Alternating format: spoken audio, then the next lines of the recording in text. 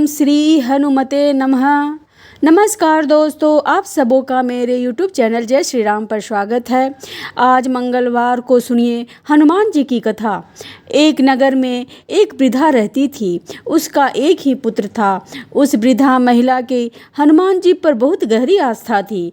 वह हर मंगलवार को व्रत रखती थी और हनुमान जी की पूजा और आराधना करती थी।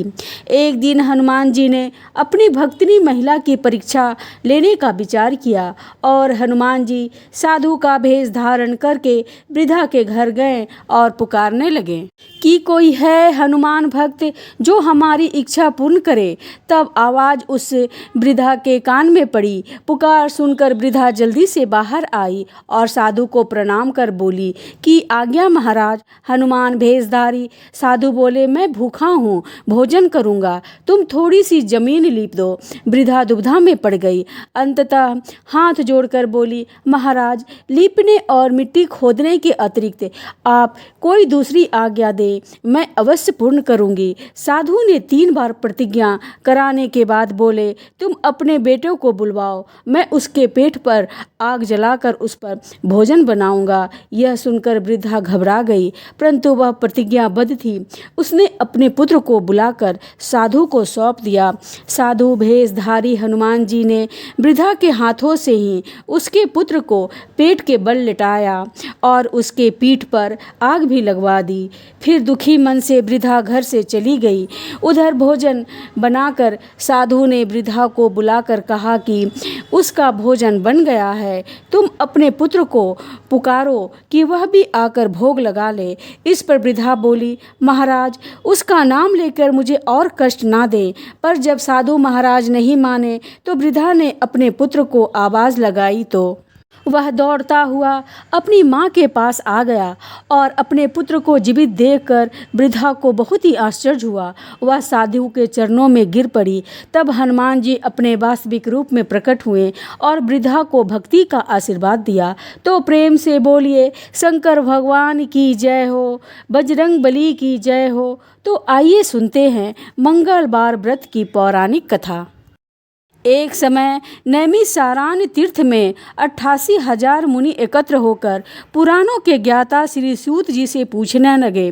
शौनकादिक ऋषि बोले, हे महामुने, आपने अनेकों पुराण की कथा सुनाई है। आप कृपा करके ऐसा व्रत और कथा बतावे जिसके करने से संतान की प्राप्ति हो तथा मनुष्य को रोग, शोक, अग्नि, सर्प आदि का भय न हो, क्योंकि कलयुग में जीवों की आयु कम है। फिर इस पर भी उन्हें रोग आदि घेरे रहेंगे तो श्री हरि का ध्यान कैसे कर सकते हैं। श्री सूत जी बोले, हे मुनियों, तुमने बहुत ही सुंदर कथा पूछी है। श्री भगवान कृष्ण और युधिष्ठिर का संवाद तुम्हारे सामने कहता हूँ, ध्यानपूर्वक सुनो।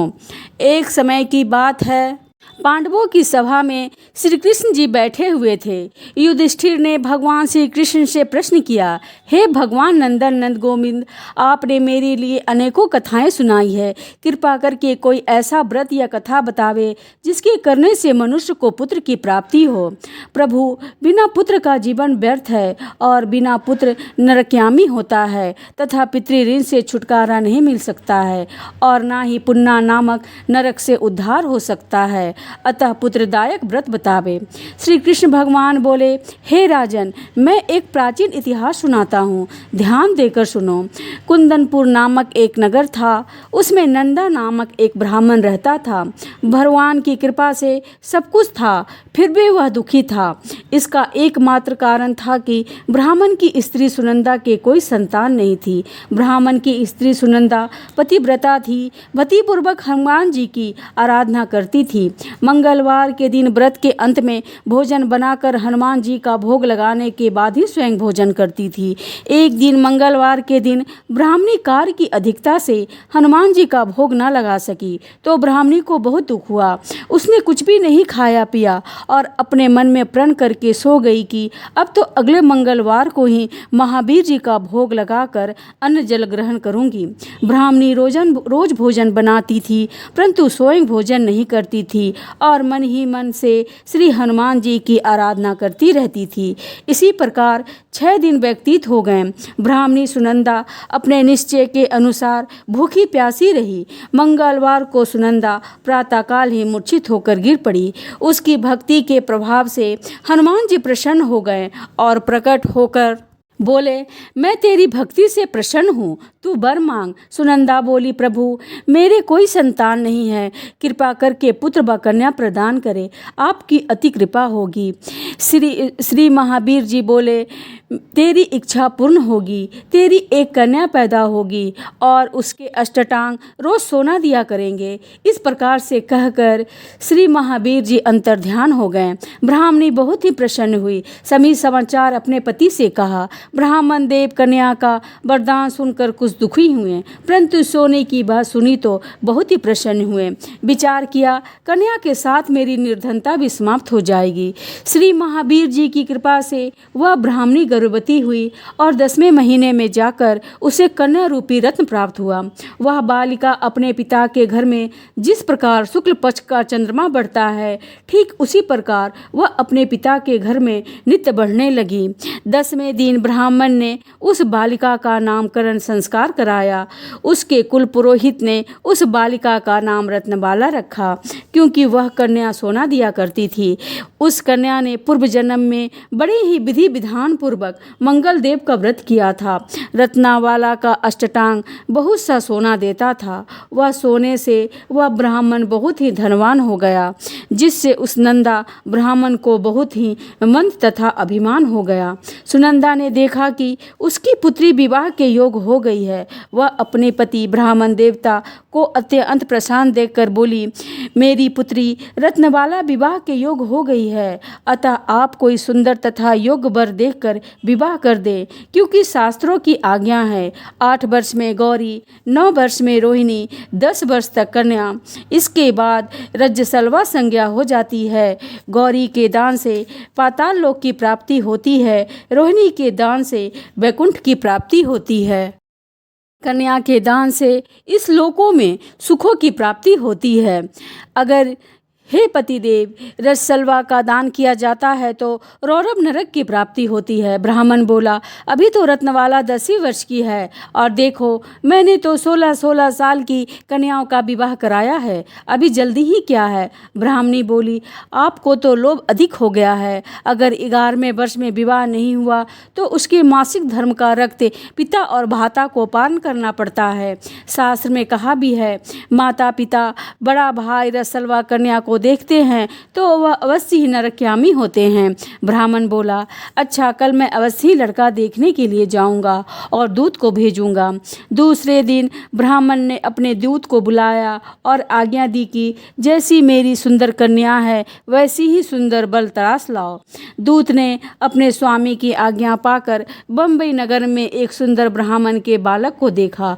बालक देखने में सुंदर था तथा ब्राह्मणों के सभी गुण उस बालक में मौजूद थे। उस बालक का नाम सोमेश्वर था। दूत ने आकर स्वामी नंदा के लिए बालक को बतलाया। ब्राह्मण ने सोमेश्वर को देखकर विधि पूर्वक विवाह कर दिया तथा कन्यादान में काफ़ी धन दिया। ब्राह्मण ने विधि पूर्वक कन्यादान कर अपने आप को बहुत भाग्यशाली माना।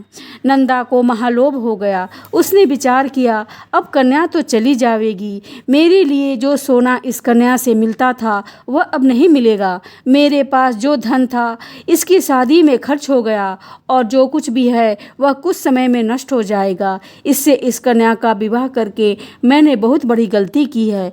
अब मुझे वही उपाय करना चाहिए जिससे वह कन्या मेरे घर में बनी रहे, अपनी ससुराल ना जावे। ब्राह्मण इसी पर विचार करते करते रात्रि भर सोया तक नहीं। उसने विचार किया कि जब कन्या को लेकर सोमेश्वर अपने घर के लिए जाएगा तो वह छिपकर मार्ग में उसका वध कर देगा और अपनी कन्या रत्नवाला को अपने घर ले आवेगा, जिससे उसके लिए नियमित रूप से सोना मिलता रहेगा और समाज का कोई मनुष्य उसे दोष नहीं दे सकेगा।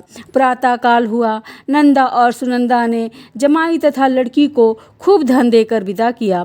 सोमेश्वर अपनी पत्नी रत्नवाला को ससुराल से लेकर अपने घर के लिए चल दिया।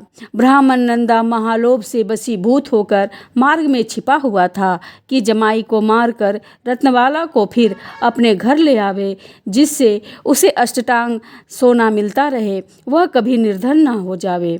नंदा ने अवसर पाकर सोमेश्वर का वध कर दिया और अपनी लड़की रत्नवाला के पास जाकर बोला कि हे पुत्री, मार्ग में लुटेरे ने तेरे पति का वध कर दिया, अब तू घर चल, वहाँ पर ही रहकर अपना शेष जीवन को व्यतीत करना।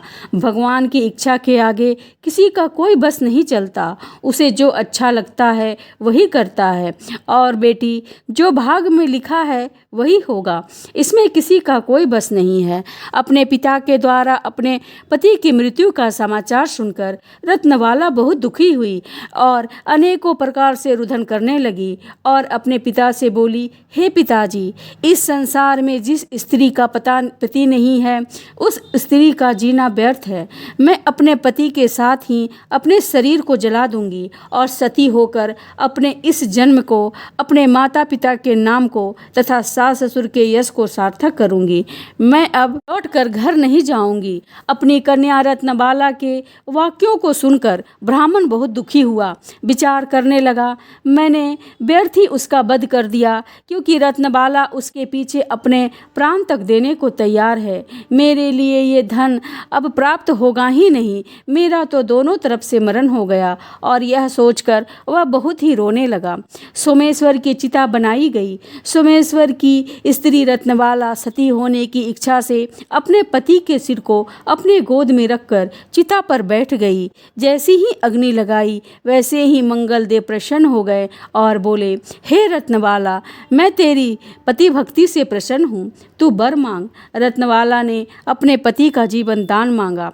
मंगलदेव बोले, रत्नबाला, तेरा पति अजर अमर और महाविद्वान हो जाएगा, और जो भी कुछ तेरी इच्छा है वह वर मांग। रत्नबाला बोली, हे ग्रहों के स्वामी, यदि आप मुझ पर प्रसन्न हैं तो मुझे यह वरदान दीजिए कि जो आपका मंगलवार के दिन प्रातःकाल लाल पुष्प लाल चंदन से पूजन कार आपका स्मरण करे, उसको रोग और व्याधि कभी न हो, उसको सज्जनों से कभी वियोग न हो, सर्प अग्नि तथा शत्रुओं का भय न हो। जो स्त्री मंगलवार का व्रत करे वह कभी विधवा न हो, अनेक पुत्र और पौत्र की प्राप्ति हो। मंगलदेव तथा अस्तु कहकर अंतर्ध्यान हो गए। सोमेश्वर मंगलदेव की कृपा से जीवित हो गया। रत्नबाला अपने पति को प्राप्त कर बहुत ही प्रसन्न हुई और मंगलवार का व्रत प्रत्येक मंगलवार को कर व्रतराज और मंगलदेव की कृपा से इस लोक में नाना प्रकार के सुख भोग कर अंत में पति के साथ स्वर्गलोक को चली गई। ये अब सुनते हैं श्री राम नाम की महिमा। लंकापति रावण के वध के बाद जब अयोध्यापति श्री राम जी की कृति दूर दूर तक फैल रही थी और वह मर्यादा पुरुषोत्तम कहलाने लगे थे, तब एक दिन महादेव शिव जी की इच्छा मर्यादा पुरुषोत्तम श्री राम जी से मिलने की हुई। पार्वती जी को संग लेकर महादेव जी कैलाश पर्वत से उतरकर अयोध्या नगरी के रास्ते पर चल पड़े। भगवान शिव और माता पार्वती को अयोध्या आया हुआ देख करके श्री राम बहुत ही खुश हुए। माता जानकी ने उनका उचित स्वागत किया और स्वयं भोजन बनाने के लिए रसोई में चली गई। इसी बीच भगवान शिव ने श्री राम जी से पूछा कि आपके सेवक हनुमान जी दिखाई नहीं पड़ रहे हैं। तब श्री राम बोले, वे बगीचे में हैं। शिव जी ने श्री राम जी से बगीचे में जाने की अनुमति मांगी और पार्वती जी का हाथ थामकर बगीचे में आ गए। बगीचे की खूबसूरती देखकर उनका मन मोहित हो गया। आम के एक घने वृक्ष के नीचे हनुमान जी दिन दुनिया से बेखबर गहरी नींद में सोए हुए थे और एक लय में खर्राटे में राम नाम की ध्वनि उठ रही थी। चकित होकर शिव जी और माता पार्वती एक दूसरे की ओर देखने लगे। माता पार्वती मुस्कुरा उठी और वृक्ष की टहनियों की ओर इशारा किया। राम नाम सुनकर आम की टहनियाँ भी झूमने लगी थी और उनके बीज से भी राम नाम की उत्पत्ति हो रहा था। फिर शिव जी भी इस राम नाम की ध्वनि में मस्त मगन होकर खुद भी राम राम कहकर नाचने लगे। माता पार्वती जी ने भी अपने पति का अनुसरण किया और अपने कोमल पैर थिरकाने लगी। शिव जी और माता जी के नृत्य से ऐसा झनकार उठी कि स्वर्गलोक के देवता भी आकर्षित होकर बगीचे में आ गए और राम नाम के धुन में सभी मस्त हो गए। माता जानकी भोजन तैयार करके प्रतीक्षा कर रही थी, परंतु संध्या होने पर भी अतिथि नहीं पधारे। अब अपने देवर लक्ष्मण जी को बगीचे में भेजा। लक्ष्मण जी तो स्वयं ही श्री राम का सेवक ही मानते थे, इसलिए बगीचे में आकर धरती पर स्वर्ग का नज़ारा देखा तो स्वयं भी राम नाम की ध्वनि में झूम उठे। महल में माता जानकी परेशान हो रही थी कि अभी तक भोजन ग्रहण करने कोई भी क्यों नहीं आया। उन्होंने श्री राम जी से कहा, भोजन ठंडा हो रहा है तो चलिए हम ही बगीचे में जा कर के सभी को ले आएं। फिर जब वह बगीचे में गए तो उन्होंने देखा कि वहाँ तो राम नाम की धूम मची हुई थी। हनुमान जी गहरी नींद में सोए हुए थे और उनके खर्राटे से अभी तक राम नाम ही निकल रहा था। श्री राम भाव विभोर हो चुके और हनुमान जी को नींद से जगाया और प्रेम से उसकी तरफ निहारने लगे। हनुमान जी प्रभु को आया देखकर शीघ्रता से उठकर खड़े हो गए। नृत्य की सभा भंग हो गई। शिव जी खुले कंठ से हनुमान जी की राम भक्ति की सराहना करने लगे। हनुमान जी सकुचाए लेकिन मन ही मन खुश हो रहे थे। फिर सिया राम जी ने भोजन करने का आग्रह शिव जी से किया। सभी लोग भोजन करने के लिए महल में चल पड़े। माता जानकी भी भोजन परोसने लगी। हनुमान जी को भी श्री राम जी ने पंक्ति में बैठने का आदेश दिया। हनुमान जी बैठ तो गए, परंतु आदत ऐसी थी कि राम जी के भोजन परोसे के उपरांत ही सभी लोग भोजन करते थे। आज श्री राम के आदेश से पहले ही भोजन करना पड़ रहा था।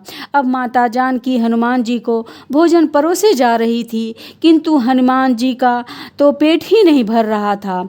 सीता जी तो कुछ समय तक उनको भोजन परोसती रही, फिर समझ गई कि इस तरह से तो हनुमान जी का पेट नहीं भरेगा। उन्होंने तुलसी के एक पत्ते पर राम नाम लिखा और भोजन के साथ हनुमान जी को परोस दिया। तुलसी पत्र खाते ही हनुमान जी को संतुष्टि मिली और वह भोजन खाकर उठ खड़े हो गए। भगवान शिव शंकर भी प्रसन्न होकर हनुमान जी को आशीर्वाद दिया कि आपकी राम भक्ति युगों युगों तक याद की जाएगी और आप संकट मोचन के नाम से जाने जाएंगे। तो प्रेम से बोलिए भगवान शंकर की जय हो, बजरंग बली की जय हो। तो दोस्तों, आपको कथा अच्छी लगी हो तो चैनल को सब्सक्राइब अवश्य करें, वीडियो को लाइक एवं ज़्यादा से ज़्यादा शेयर करें और कमेंट में जय श्री राम अवश्य लिखें।